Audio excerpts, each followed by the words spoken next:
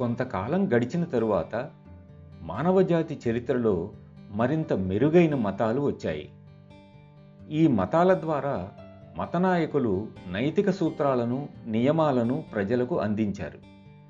ఈ నాయకులనే మత పెద్ద అని గాని, శాసనకర్త అని గాని, సత్యాన్ని వ్యక్తీకరించిన వాడని గాని, మరొక విధంగా గాని పిలిచేవారు.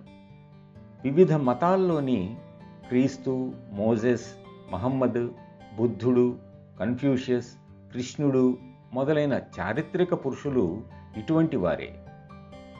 మతాల్లోని ఈ మార్పు రావడానికి మానవజాతి చరిత్రలో కొన్ని యుగాలు పట్టింది.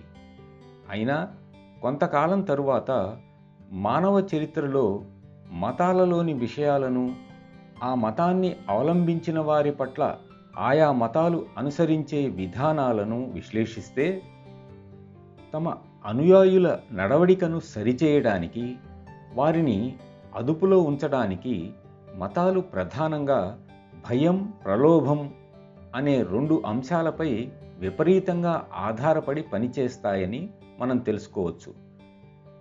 ఇది అన్ని వాదోపవాదాలకు అతీతమైన నగ్న సత్యం.